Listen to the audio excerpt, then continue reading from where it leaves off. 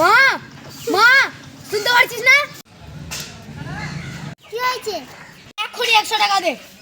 টাকা না কি করবি এটা? আমি যা করি তুই আমাকে টাকা দিবি কিনা? মা তো ঠিকই বলছে রে, টাকা নিয়ে কি করবি? আমাকে তাড়াতাড়ি 100 টাকা দে, আমার সিগারেটের নেশা উঠে গেছে। তোকে কোথায় না বলেছি বাবা সিগারেটের নেশা করিস না। আমাকে জ্ঞান দেওয়া হচ্ছে তবে রে বুড়া। মা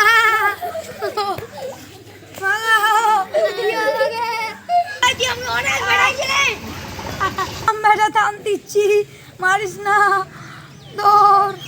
100 টাকা আজকে আমার 2 প্যাকেট সিগারেট হয়ে গেল।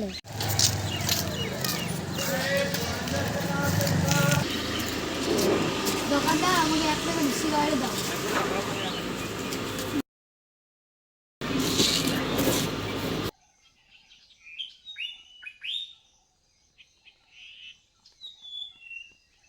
সালা সকাল সকাল বুড়াটা মেজাজটা গরম করে দিয়েছে, তাই দিয়েছি খাটিয়ার পানি। মাথাটা চরচর করে উঠেছে, মাথাটা ঠান্ডা করা যাক।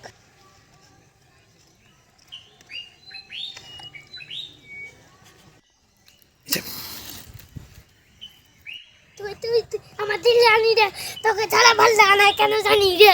তুই তুই তুই আমাদের জানি রে, তোকে ছাড়া ভালো লাগে না কেন জানি রে। তুই তুই আমাদের জানি রে, তোকে ছাড়া। ওই মুজুরু এদিকে আয় তো। চলুন্টু কেন যাচ্ছ? এখানে এখানে কাজ আছে, এখানে মন খারাপ নদীর তারায় কেন বসে আছিস? এখানে এখানে কাজ আছে, এখানে তার আসছে।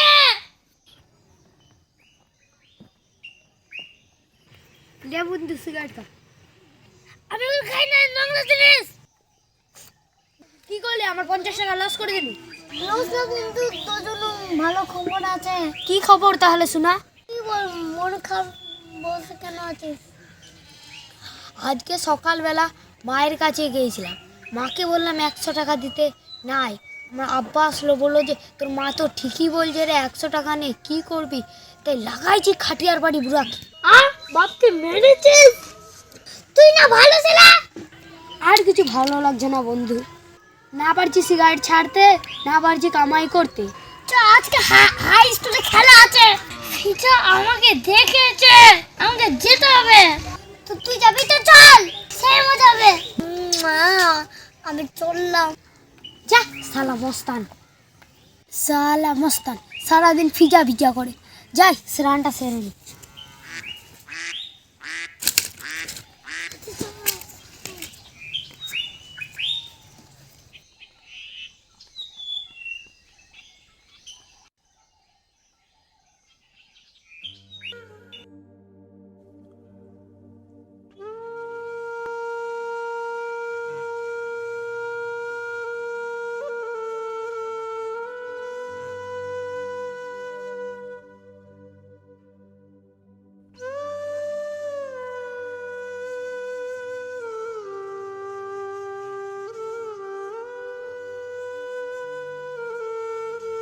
আসসালামু আলাইকুম মাস্টার মশাই। ওয়ালাইকুম আসসালাম।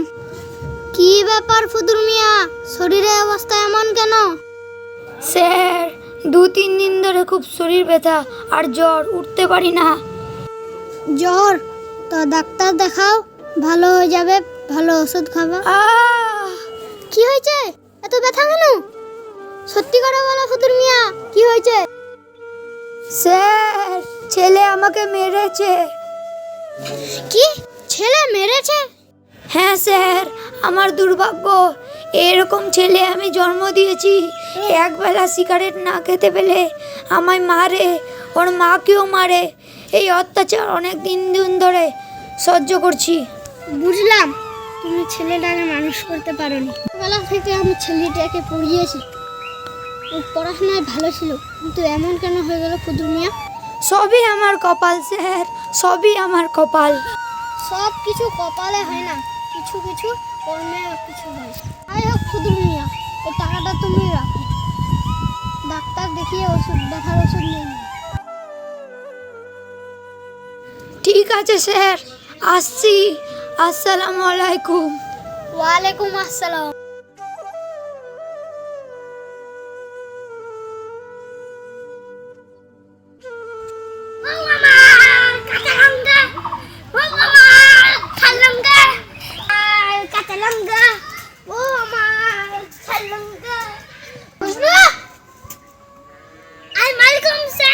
ওয়ালাইকুম আসসালাম। কেমন আছো স্যার? আমি তো ভালো। তুমি বউর গান করছো কেন? এমনি আর কি স্যার, আমার গান করতে খুব ভালো লাগে। স্কুলের পড়া তো ভালো হলো না, কলেজের পড়া ভালো করে পড়।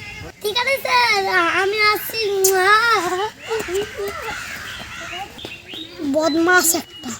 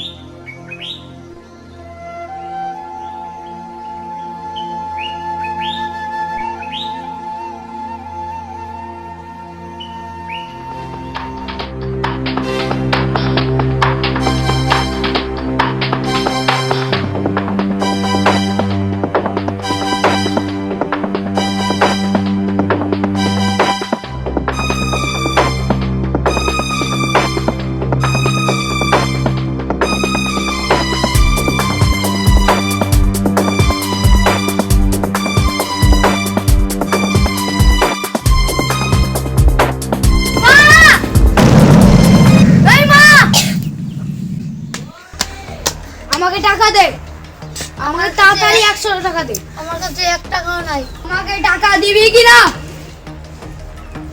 যা বুড়া, আর তোর কিছু বাকি আছে? লাগছে লাগছে লাগছে লাগছে লাগছে লাগছে। ছেড়ে দে, লাগছে লাগছে লাগছে। সকাল সকাল শুরু হয়ে গেল ফুদুর কাকার বাড়ি, আর কিছু ভালো লাগছে না।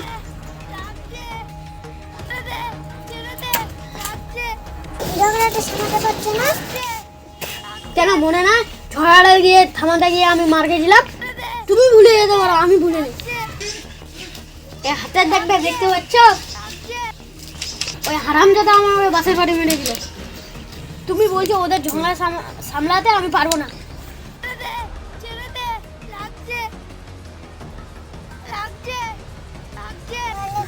ঘরে বসে থাকো, তোমাকে যেতে হবে না। ছেড়ে দে, লাগছে লাগছে লাগছে।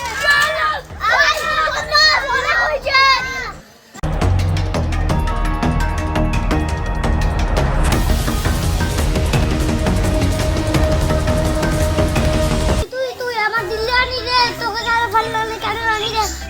তুই আমার দিল্লি আনি রে, তোকে যারা ভালো লাগে কেন? আমার দিল্লি আনি রে, তোকে যারা ভালো লাগে কেন আনি রে? তুই রে আমার দিল্লি আনি রে।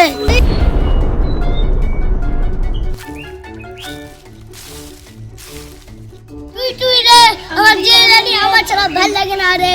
তুই আমার দিল্লি আনি রে। মস্তান হয়ে গেছিস না? মস্তান হয়ে গেছিস না? আমি তো মস্তান।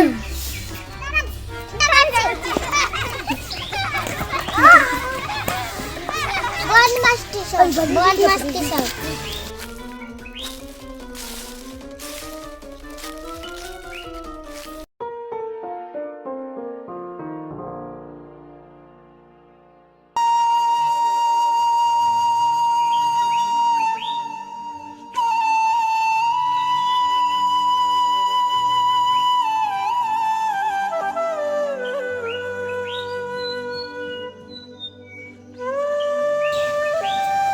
বাবা কোথায় আছিস?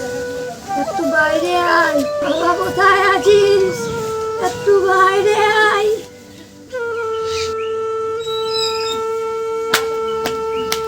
কি হলো বুড়া, ভোর দুপুরে ডাকাডাকি করছিস কেন? আমাকে খুব তেষ্টা পেয়েছে, আমাকে 1 গ্লাস জল এনে দিবি? কি হলো বুড়া, নিজের হাত নাই? নিজের হাত দিয়ে খেতে পারছিস না? নিজে খেতে পারছিস না, নিজের ছেলেকে দিনরাত খাটাচ্ছিস। সামান্য কাজটা তুই পারছিস না? বাবার মুখে এক গ্লাস জলও তুলে দিতে পারছিস না?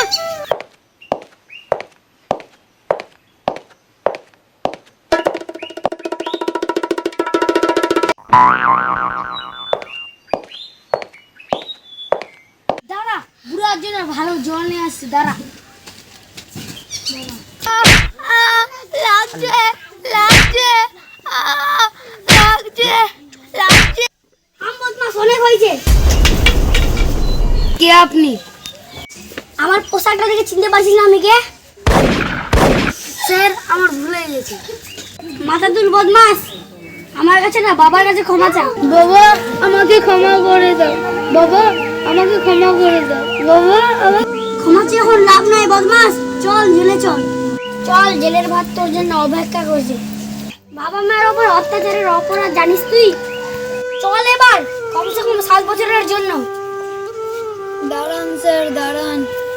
এবারের মতো ওকে ক্ষমা করে দেন। এটা কি করছো পুতুল মিয়া? যাই উপযুক্ত সময় ওকে শাস্তি দেওয়া। ঠিকই বলছেন স্যার, কিন্তু ও তো আমার একমাত্র সন্তান। ও চলে গেলে আমাকে দেখবে কে? দেখলে যে বাবার উপর তুমি এতদিন ধরে অত্যাচার করছিলে, সে আজকে তোমাকে রক্ষা করছে। বাবা মায়ের থেকে বড় সম্পদ পৃথিবীতে কিছু নেই। আর সেই বাবা মায়ের উপর তুমি অবহেলা করছিলে, আজকে দেখো সেই বাবাই তোমাকে বাঁচাচ্ছে। আমাকে ক্ষমা করে দাও, আমাকে ক্ষমা করে দাও।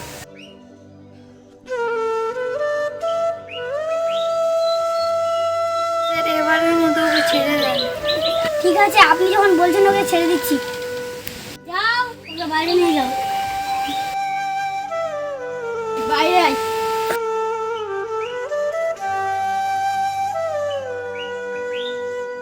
এটা কি করে হলো পুতুল মিয়া? আমি তো কিছু বুঝতেই পারলাম না। স্যার, এটা একটা ফন্দি। এই বাবাজি আমাকে রক্ষা করেছে। একদিন যখন আমি মাঠে ঘাস কাটছিলাম, তখন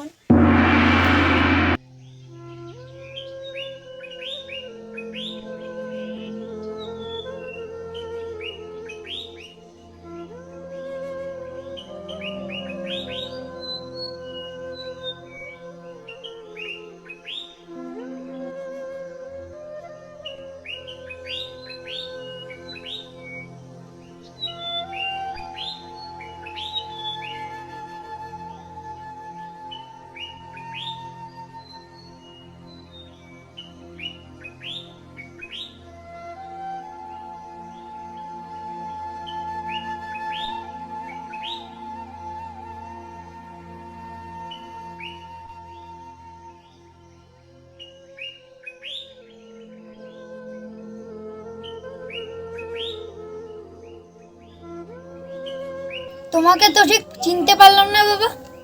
আমি জব্বার মাস্টারের ছেলে সাহেব। আপনি তো পুতুল কাকা না?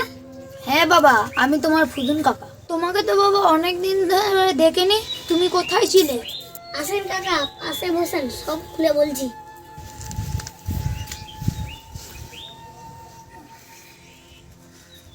ছোটবেলা থেকেই আমি কলকাতা থাকি। ওখানে একটা নাটকের স্কুলে ভর্তি হয়েছিলাম। আজ 14 বছর পরে বাড়ি ফিরে আসলাম।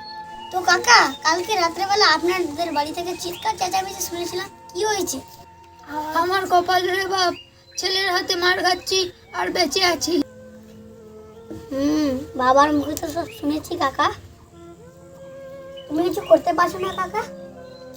কি বলবো রে বাপ, কিছু বললেই তো আমাকে ধরে মারে। দেখো কাকা, আমাকে এই গ্রামে কেউ চিনে না। আমার মাথায় একটা ফন্দি এসেছে। তুমি যদি সাহায্য করো তাহলে তাহলে তাহলে কি বাবা? তাহলে কাজটা হতে পারে। ঠিক আছে বাবা, আমি তোমার সঙ্গে আছি। এই অত্যাচার থেকে আমাকে মুক্তি করো। ঠিক আছে কাকা, আমি কথা দিলাম। শুনেন তাহলে কি করতে হবে।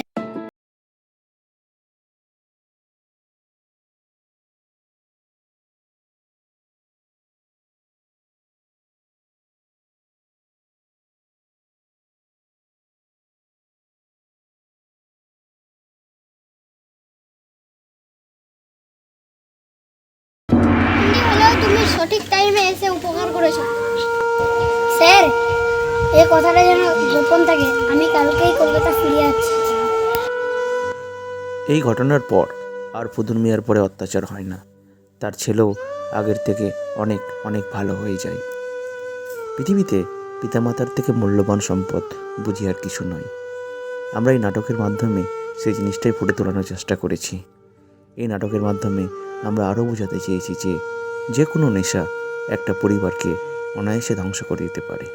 তাই বন্ধুসব যে কোনো নেশা থেকে বিরত থাকুন, দূরে থাকুন, সুস্থ থাকুন, নিজের পিতামাতাকে অগাধ ভালোবাসা দিন।